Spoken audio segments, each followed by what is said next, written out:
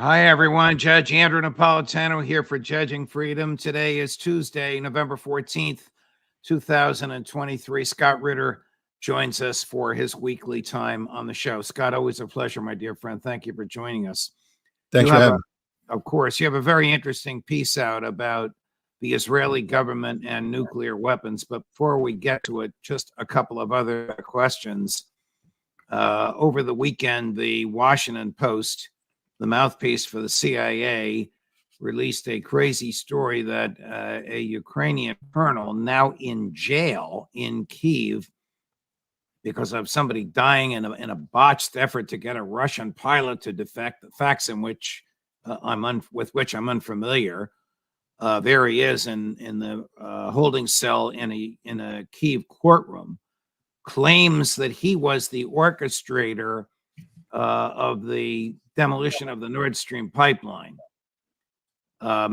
This, of course, is absurd. Cy Hirsch doesn't give it any credibility at all, nor does anybody except those who slavishly follow the CIA. But why would the CIA release this now? Well, again, I think there's a lot of politics being attached to the Nord Stream pipeline destruction because winter is coming. And nations are once again called upon to reflect that they have insufficient gas supplies, that if there is a cold winter, they're in deep trouble. They're in deep trouble nonetheless because businesses are closing. Germany has another major car parts manufacturer laying off people right now, holiday season, just like everything else, bad time, because they can't afford to stay in business because the energy costs have become prohibitive. Jobs are fleeing Germany, businesses are fleeing Germany, and there is a political problem. And if you're the German government, people are starting to ask the question, why did you let Joe Biden blow it up? Because remember, people have to keep this in mind. Joe Biden stood in the White House back in February of 2022 and told the assembled press right in front of Olaf Scholz that if Russia moves into Ukraine, the Nord Stream pipeline is going to be taken down. That was the president of the United States saying that. Here it is. Yeah. If Russia invades, that means tanks or troops crossing the border of Ukraine again. Then there will be no longer a Nord Stream 2. We will bring an end to it. How will you do that? Exactly, since the project and control of the project is within Germany's control. We will, I promise you, we'll be able to do it. Yeah, what the camera didn't show is that standing next to him was his poodle, the Chancellor of Germany, who said nothing. But this is the important thing here. The President of the United States said, we will do it. Now, that's the royal we. That means me, I, you, Americans are doing it. Nowhere in there did he say that a Ukrainian Special Forces colonel will lead a 6-person team of Ukrainians to Germany to rent a luxury boat and take it out there to do a Mission Impossible style deep diving attack on a pipeline. Common sense has to literally kick in at some point in time. That colonel, just I correct the story, he denies it. He's been thrown under the bus by the Washington Post article. He has actually said, I didn't have anything to do with that at all. But his name is being put out there. But the CIA is desperate to look for a cover story. The Ukrainians are helping the CIA come up with a cover story by throwing this colonel under the bus. I mean, he's arrested. He's been charged with other offenses. He's going to deny this, but the fact that he's being charged makes his denial less meaningful.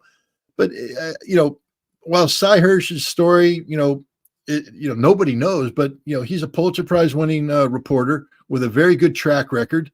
And nobody's been able to contradict his story yet. They've come up with this harebrained, the Ukrainians did it thing. It's a ludicrous angle. There's no evidence to back this up. I mean, saying this colonel was involved, that's not evidence. That's just throwing a name out there to breathe life into the story. The fact of the matter is the President of the United States ordered this to be done. He said so. He said it himself. Why are we even talking about this? He said, if Russia moves their tanks and troops into Ukraine, that pipeline will take it out. We will do it. I promise you it will happen. End of story. I don't want to get too deep into the politics, but do you think this has something to do with the dispute between General Zelensky and President Zelensky and their dispute over Zelensky's realism that we're at a stalemate and Zelensky's fantasy and delusions that we can still beat the Russians? I mean, I don't know, because the timing of this, the timing of the Ukraine did it aspect of it, goes back to when we were actively seeking money and supporting the Ukrainian counteroffensive. And so, were we throwing Zelensky under the bus even back then? Some people might say yes. I think it's more, look, the CIA doesn't care about anybody but the CIA.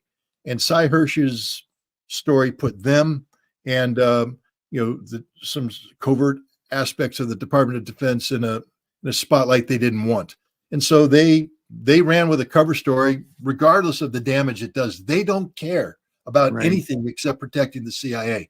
You can bring on Mr. Devine, and he will tell you that's the truth. The CIA takes care of the CIA before it takes care of anything else. A member of Prime Minister Netanyahu's cabinet by the name of Amichai Eliyahu recently gave a radio interview in Israel, which gave the distinct impression that the Netanyahu government has available to it and might consider, I think his phrase was, that's one way to do it, or that's one way, the use of nuclear weapons to degrade, destroy, and demolish Gaza. This may sound like a ridiculous question. You're the world-class UN nuclear inspector. Does Israel have nuclear weapons? Of course they do. They've admitted having nuclear weapons.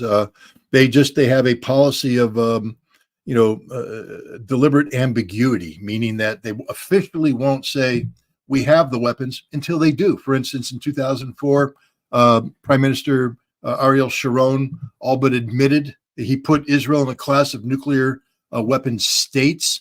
In 2006, Omer, the other prime minister, came after him, did the same thing, spoke about Israel as a nuclear power. Israel has on occasions brought out their, in the Gulf War, 1991, Israel trotted out the Jericho missile and fired it, a test fire from their launch site into the Mediterranean, the exact range between Israel and Baghdad, letting the Iraqis know that if they fire chemical warheads or biological warheads into Israel, Israel will respond with a nuclear weapon. So Israel has alluded to this, but the whole purpose of deliberate ambiguity is to create unknown, because it's political. In fact, we knew Israel was developing a nuclear weapon. We knew from the very beginning. JFK knew, Lyndon Johnson knew, Richard Nixon knew. Ben-Gurion lied to JFK. I mean, that's a historical fact. Well, he lied, but then he came and told the truth. He said what he said is, we won't, and then Golda Meir did the same thing. They said, we won't be the first to introduce nuclear weapons into the Middle East. Now, some people would say, well, that means they're not going to build them. But when pressed, Golda Meir's people said, no, possession doesn't mean introduce. So they're very clear about that. Possessing a nuclear weapon doesn't mean we've introduced it. It's only introduced when we publicly say it is and have demonstrated it exists. So the Israel concept is they can build nuclear weapons, they can have nuclear weapons, but they haven't introduced them until they've admitted they have them and they're preparing to use them, which is why this minister's statement caused so much problem, because we're at a point right now where Israel is coming close to the conditions under which they may have to acknowledge having nuclear weapons. If Hezbollah gets involved and if Iran gets involved, we're looking at a scenario where Israel could suffer strategic defeat. And the Samson option, which is, of course, the deterrence model under which the Israeli nuclear weapon exists, it doesn't exist as a battlefield support weapon or things like that. It exists if Israel is about to go down, they will take everybody out. That's the whole concept, that they will hit Tehran, they will hit Cairo, they will hit Amman, they will hit Damascus, they'll hit Beirut, they'll hit Ankara, they'll hit anybody they want to, because they're basically saying, this is Samson taking down the temple, man. We're not going to go down alone. If we go down, you all go down. Therefore, we don't go down. And that is a very delicate thing, a song and dance that has to be done with the United States. And so for this minister to get out there and to introduce the notion of the potential of nuclear weapons existing and being employed by Israel, even though he's not part of the decision-making cycle, that's why he was reprimanded. Not because he was saying things about killing Palestinians. The Israelis don't care. He introduced nuclear weapons prematurely. That's a decision that would be made by the Israeli government at a time and place of their choosing, and he didn't get to make that call. So that's why he got in trouble. But no, the Israelis have nuclear weapons. I think 60 to 80 is the number that that they're talking about. Maverick disagrees. He's saying there's about 200, but I think the latest numbers are about 60 to 80 nuclear weapons in the Israeli army. I'm going to play a clip of Prime Minister Netanyahu at the United Nations not very long ago, ranting and raving about Iran, and that's run by Fanatics. But the most important thing he says is the last sentence. Iran must face a credible nuclear threat. Take a listen. Now, you know, ladies and gentlemen, you know there's a fly in this ointment, because rest assured, the fanatics ruling Iran will do everything they can to thwart this historic peace. Iran continues to threaten international shipping lanes, hold foreign nationals for ransom, and engage in nuclear blackmail. Over the past year,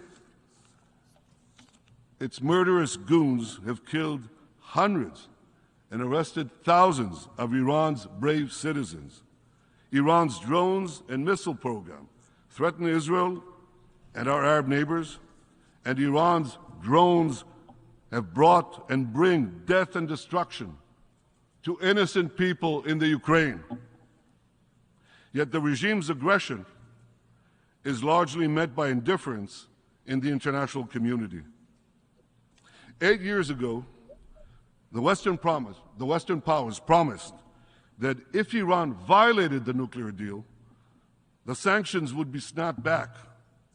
Well, Iran is violating the deal, but the sanctions have not been snapped back. To stop Iran's nuclear ambitions, this policy must change. Sanctions must be snapped back. And above all, Iran must face a credible nuclear threat. From him. Yep, that's again, when you take a look at the Israeli, they have a three-phased approach to their nuclear deterrence. The phase one is deliberate ambiguity. Yeah, we got them, but we ain't talking about them. And that just leaves everybody guessing. And it also makes it so that the United States doesn't have to hold Israel accountable for violating American nuclear nonproliferation policy, because if Israel ever said we are a declared nuclear state, the Nuclear Nonproliferation Treaty doesn't recognize them as such. Therefore, they'd be susceptible to mandatory sanctions from the United States. So we're playing a game. Nixon started it where, see no here we speak, we just won't talk about it. But now the Israelis faced, so he can't be speaking on behalf of us or anybody else. He can only be speaking on behalf of Israel. So Israel's moves into phase two of their deterrencing, which is why the conditions we face today are very dangerous, because once you allude to it, the next step might be you're getting into demonstration. So the missiles may come out again and be test fired again. And then there might be an underground nuclear test to say, we ain't joking, we got it. And then if Iran continues to do this, the next step is fire the missiles, take out Tehran.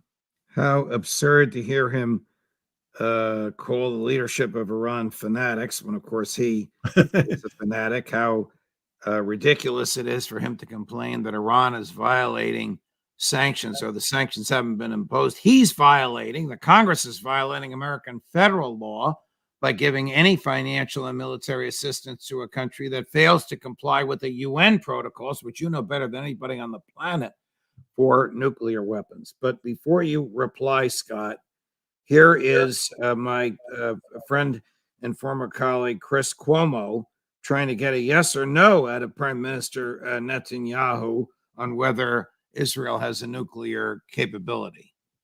Does Israel have nuclear capabilities and nuclear weapons? Yes or no? We've always said that we won't be the first to introduce it, so we haven't introduced it. But that's And not an answer to the question. Do you have them or do you not? Of any country. It's as good an answer as you're going to get. Same as Ben Gurion, we won't be the first to introduce them into the region. Yeah, that's And their it's as standard good an policy. answer as you're going to get. I can't imagine the Congress obeying federal law, which prohibits it from giving funds to countries that fail to comply with UN protocols on nuclear weapons if that country is Israel. Can you? Well, I can imagine it because the Congress, I mean, let's just be frank here, Judge, they're bought out by the Israeli lobby. I mean, AIPAC has I meant that I can't imagine Congress not giving the money because of this. Oh, Congress no. Congress is controlled by Bibi Netanyahu when it comes to aid to Israel. Yeah. How many times have you heard a congressman or senator ask a member of the U.S. intelligence community, does Iran have a nuclear weapons threat? Do we have to worry about Iran's nuclear? And they get an answer. How many times has a senator turned to those same intelligence people and says, does Israel have a nuclear weapon? They've never asked the question. They've never asked the question. And they won't ever ask the question because to answer it, we'd open up that whole Pandora's box of if Israel has a nuclear weapons, and we know they do, I can guarantee you we know. I mean, that's about all I could say on that, except we know there's no ifs, ands, or buts. We know they have that. And the fact is they won't ask the question because we are living a lie. Everything, just so people know, everything we're doing with Israel, everything we're doing is a violation of the United States Constitution, a violation. This isn't anti-Semitic. This isn't because I'm anti-Israeli or anything. It's because the law is the law. When Judge, again, correct me if I'm wrong, but the supremacy clause of the United Nations Constitution, or United States Constitution, is when we enter into a treaty that's been ratified by the United States Senate, it becomes the law of the land. We are signatories of the Nuclear Non-Proliferation Treaty, which was not imposed on us. We wrote it, and we are therefore bound by it, but we're deliberately ignoring it in the case of Israel. Before we watched the clips of Prime Minister Netanyahu, you were talking about Israel's conventional military capabilities. Does Israel have the conventional military capability to fight a two-front war, one in Gaza and one on the West Bank against, or near the West Bank against Hezbollah? You know, they have the potential to put over 500,000 troops in the field, and if you proportion these troops properly, for instance, you put 360,000 of them in the north against Hezbollah, and you put the others to protect the periphery. The answer is they can have a holding action, meaning they can avoid being strategically defeated. But because Israel has done something which they had never planned for, Israel never thought Hamas would do what they did on October 7th. Israel did not have a contingency plan for what they're doing right now. This is an operation that's been made up on the fly with 300,000 reservists there doing something they never were prepared to do and absorbing military resources that should be up north. If Hezbollah comes across, there is not sufficient military power there to hold Hezbollah back. Hezbollah could very well score a strategic victory against Israel that makes what happened on October 7th pale in comparison. How badly is the IDF sustaining casualties compared to the casualties they're inflicting on Hamas, not on Palestinian civilians? No, I mean, Israel is not suffering catastrophic losses of personnel, at least that they've admitted. They're up to 46 dead. That's a lot. I grieve. Everybody should grieve for families who lost loved ones, even if you don't agree with the cause. Nobody wants people to die, but these aren't catastrophic losses. They're considerable. They're heavy, but they're not catastrophic. But the fighting has just begun. And they have lost significant vehicular losses, so bad that the Israelis they had sold a bunch of Merkava 3 tanks to Morocco and some other nations. They've had to cancel those sales and reconfigure these Merkava battalions into emergency reserve battalions to replace the losses they've suffered both in Gaza and also against Hezbollah, who's destroyed a significant number of Merkava tanks over the course of the last several weeks. So, they haven't suffered the kind of losses that they took in Yom Kippur, but this war has literally just begun. And, we'll see. Nobody wants people to die, but let's just keep in mind that the Israelis have slaughtered over 12,000 civilians in Gaza. They've killed, anywhere from several hundred to 1,000 Hamas fighters. But Hamas still has tens of thousands of fighters left who are operating from tunnels, and it's going to be a very difficult fight for the Israelis. What is Prime Minister Netanyahu's goal in Gaza? I mean, it's not a just peace. It's an obliteration, is it not? It's not even the rescue of the hostages, is it? Let's be very honest about this. What is Benjamin Netanyahu's goal in Gaza? His political survival. This is a man who was already walking on thin ice before October 7th by rewriting Israeli basic law to take control of the judiciary to prevent him from going to jail on charges of corruption. Hundreds of thousands of Israelis were in the street protesting against that. Now he's the commander, Mr. Security, by the way. He's the guy who said, I'm the guy that Israel turns to be secure. He failed on October 7th, an egregious failure, the worst security failure in the history of Israel under his watch. Under any normal conditions, he'd be out on the street, and so would his cabinet, so would his government. But because they've declared war, they're using the Gaza conflict as a vehicle to keep themselves in power. And he's saying outrageous things like, we will defeat Hamas, we will occupy Gaza, well, we won't occupy Gaza, but we're going to take all of Gaza, things of this nature. Understand this, there's a lot of pressure on Benjamin Netanyahu to be pushed aside. The United States is talking about it. The Israeli cabinet's talking about it. So we have to take his words with a grain of salt. He may not be around much longer because he is literally living through the last moments of a failed prime ministership. And when Israel feels comfortable that they can find someone to replace him that won't weaken Israel to the point that they'll lose. I mean, right now, Israel's not going to replace Netanyahu if Hezbollah is threatening to come over the wire. But, if things calm down, stabilize, I can guarantee you that he's out. So everything he says is irrelevant because this war was started with Netanyahu in the driver's seat. It won't end with Netanyahu in the driver's seat. Here he is refusing to answer the question about why he won't take responsibility for October 7th. Number 6, Chris.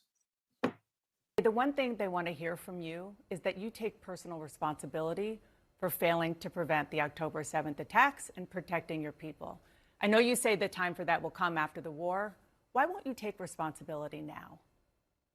I've already addressed that many times. And I said this whole question will be addressed after the war. Why just as not people now? would ask, well, did people ask Franklin Roosevelt after Pearl Harbor that question? Did people ask George Bush after the surprise attack of November 11th? Look, it's a question that needs to be asked. I think and those these questions will were be asked. And I've said that one thing that is important is, and I've said we're going to answer all these questions, including me. I'm going to be asked tough questions.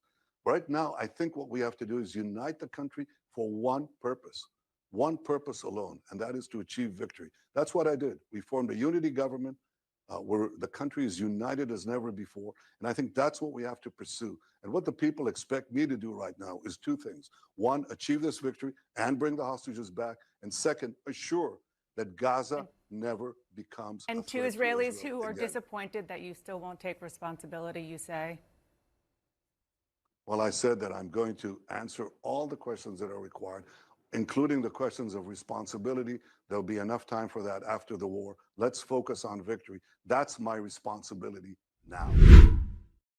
You think he's thinking, Scott? Remember, he's facing extraordinarily serious corruption charges. the kind of corruption charges, which if he's found guilty, and many people believe he is, although innocent until proven guilty, could put him in jail for the rest of his life, because he's getting up there in years, and he's had, if you take a look at his face, you see he's coming off of heart procedures. He's not a healthy man. He's scared to death, and it's not just about him. His wife is also charged with similar corruption charges. So what is he thinking? How do I prevent myself from going to jail forever? That's all he cares about. He doesn't care about Israel. How could he? He's the guy who rewrote basic law that got rid of an independent judiciary that put hundreds of thousands of people in the streets. He only cares about Benjamin Netanyahu, and that proves it. A real leader would say, I am responsible. The buck stops here. I'm the guy that's held responsible, and at the appropriate time, you all can take my head off. But until that happens, I have a job to do, and that's to lead our country down the path towards victory. But, that's what he's doing. But notice he won't even talk about it because he is afraid of what the results would be. That the people will recognize him for being the most incompetent prime minister in the history of Israel, and that Israel's national security is threatened every day he stays in power. Benjamin Netanyahu has to go. And it's not just me saying that. The White House is starting to say that. The State Department is starting to say that. The international community. Do you know that Turkey has filed paperwork in the International Criminal Court calling Benjamin Netanyahu to hold him account for his war crimes? Other nations have done so as well. And the International Criminal Court can't ignore this. He is going to be an indicted war criminal very soon. Well, that would prevent him from traveling to certain countries. Most countries, actually.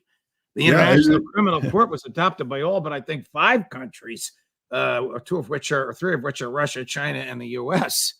Yeah, I don't think. I mean, the only country you could travel to is the United States. We're not a signatory to the International Criminal Court, so we're not held to its jurisdiction, and we would let him travel. But if he traveled to places in Europe, he would be arrested.